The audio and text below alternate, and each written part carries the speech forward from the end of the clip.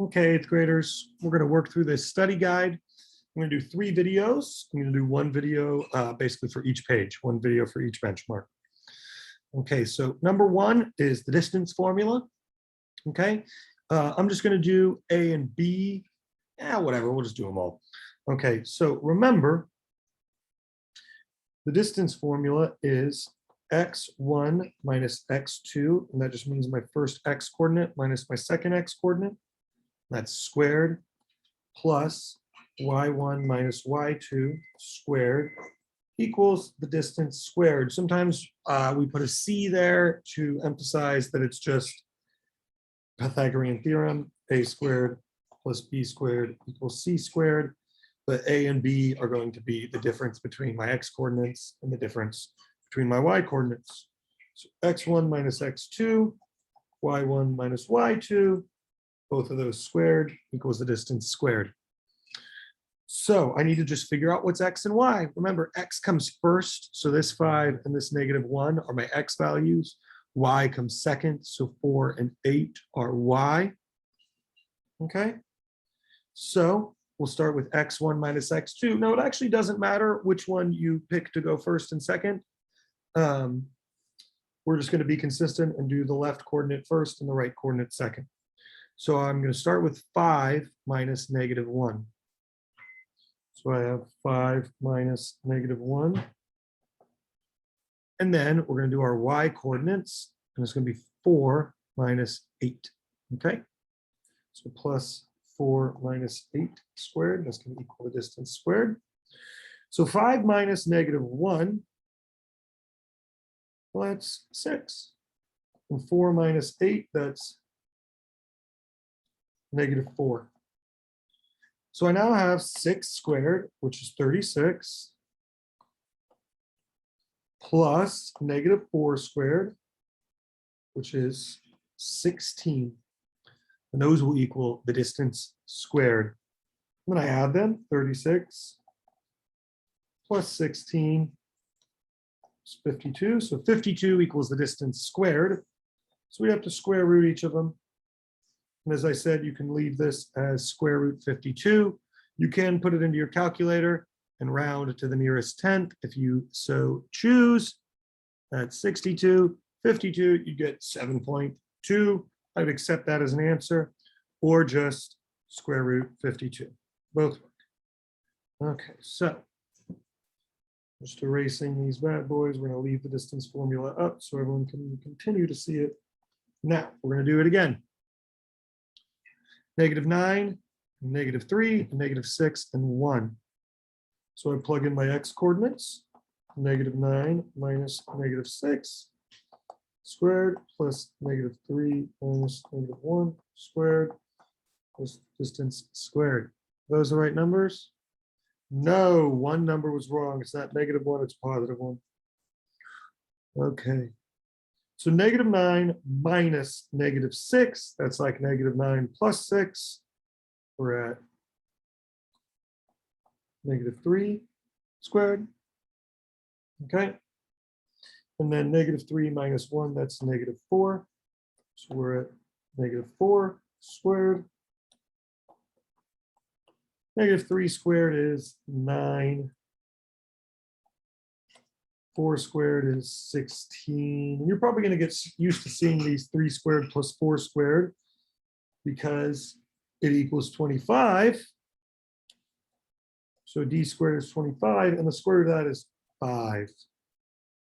And so those added to 25, square root it to get the distance, which is 5. So here, the distance is 5, and you're just going to start to remember that a right triangle with legs 3 and 4 will always have a hypotenuse of 5. It's called a Pythagorean triple because they're all whole numbers. Okay, next we have -2 and 5 as our first coordinate, 6 and -1 as our second coordinate. So we're going to go -2 minus 6. Those are our x coordinates, squared. And then 5 minus -1 squared equal the distance squared. So -2 minus 6, that's -8 squared, and 5 minus -1 is like 5 plus 1, or 6 squared. So -8 squared, that is 64.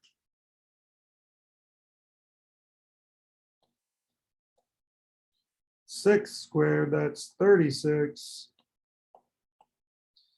So I have 64 plus 36 equals the distance squared. 64 and 36 add to 100 equals the distance squared. So now I simply square root 100, which is 10. So the answer for C is 10. Okay, we're on to D.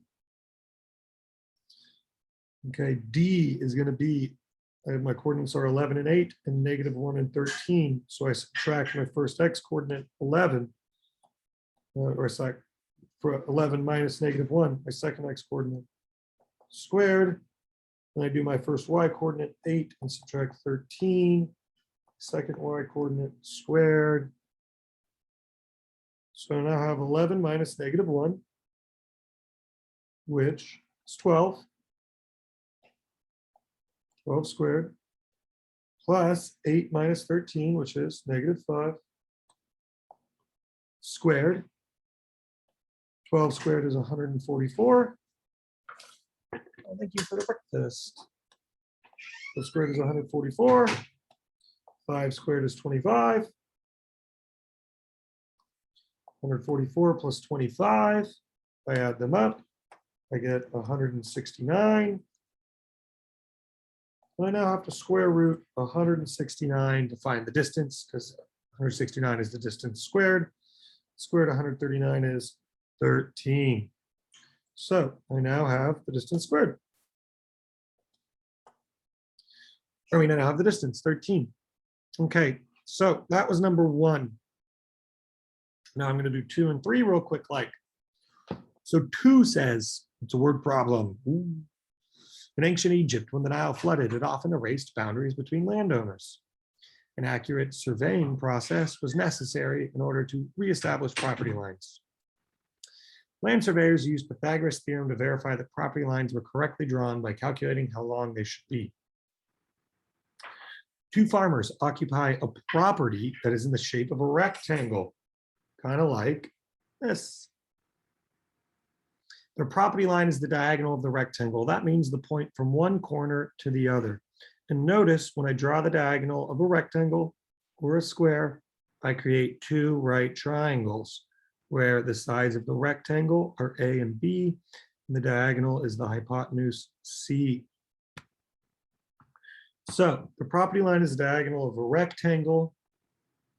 Find the length of the property line if the sides of the property measure 46 and 55 meters. So what they're asking us here is we have a rectangle, sides 46 and 55. We're trying to find the diagonal. So we just have a right triangle. And we're just doing 46 squared plus 55 squared equals C squared, our hypotenuse. So we can do that. This is from some tutoring I did. 46 squared plus 55 squared equals C squared. And we can use our calculator now. I'm going to do it all at once with 46 squared. And we actually don't need our parentheses because order of operations, the exponent happens first. So 46 squared plus 55 squared. So that gives me 5,141. And I simply need to square root that. Remember, we're looking for A squared plus B squared equals C squared. So we take one leg of our right triangle, square it, add it to the other leg of our right triangle, squared. We just did that. It's going to give us 5,141. So those were 5,141. And now we simply need to square root. So we have 46 squared plus 55 squared. So 5,141 is going to equal C squared. So I square root both, bada bing, bada boom, to get C. So I'm just going to hit square root. Oh, no, we'll delete it all. Square root 5,141, which is 71.7. You can round to the nearest tenth. So that's my answer. And remember our quick check, we're looking for the hypotenuse, 71.7, needs to always be longer than our legs, and it is. So that's a quick way to check that we didn't make a mistake. So 71.7 meters.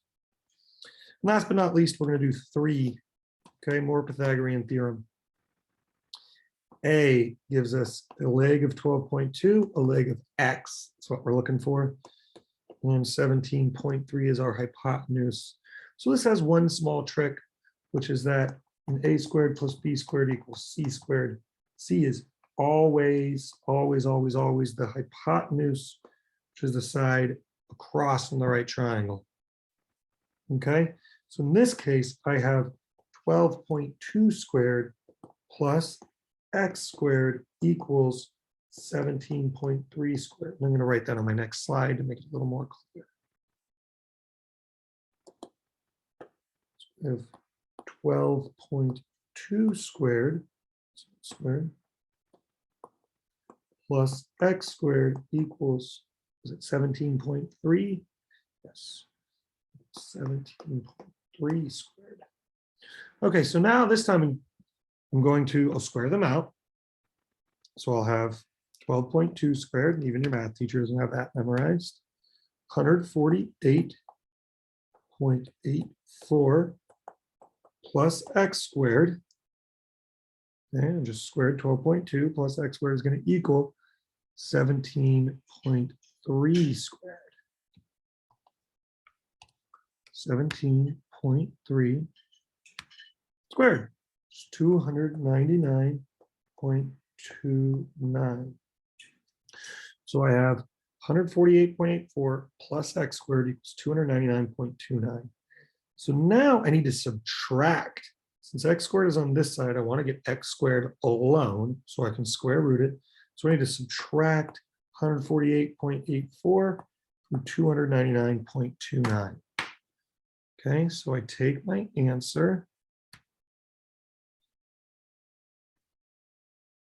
which is 299.29. I'm going to subtract 148.84. Oh, it doesn't want to use my answer, so I'm just going to write out 299.29 minus 148.84 gives me 150.45. Okay, so now I've subtracted 148.84 from 299.29. I'm left with x squared equals 150.45. So to find my answer now, I simply square root both. And x equals the square root of 150.45. You can figure out the decimal by putting it in your calculator, or you can simply leave it as the square root of 140.45. Now, if you want to check your work to make sure that you did it right, you're going to need to square root it. So we'll square root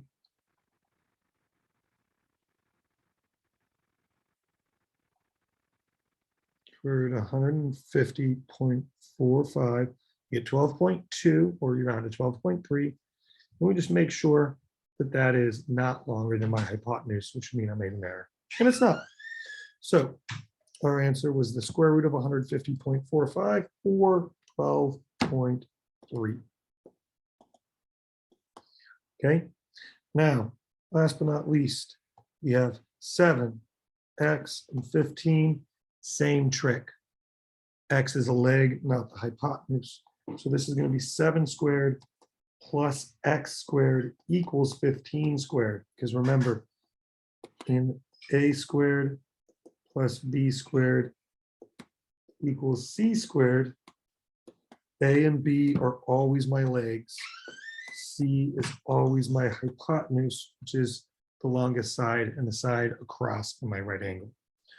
So this time I have 7 squared, which is 49, plus x squared equals 15 squared, which is 225. Remember, you can use your calculator on the test. You don't have to have all these memorized like your math teacher. So now I want to isolate x squared, so I can then square root it. Okay. And right here, so I'll isolate it, bada bing. X squared equals 225 minus 49, or 176. I can now square root that. So x is going to equal the square root of 176. If I want to check my work, I can actually do that. Square root of 176 is 13.2, and I'm just going to go make sure that isn't longer than my hypotenuse, which it is not. So the answer is 13.2 with square root 176. Oh, and we rounded incorrectly. That would be 13.3. Remember, when we round, we look at the last digit we cut off.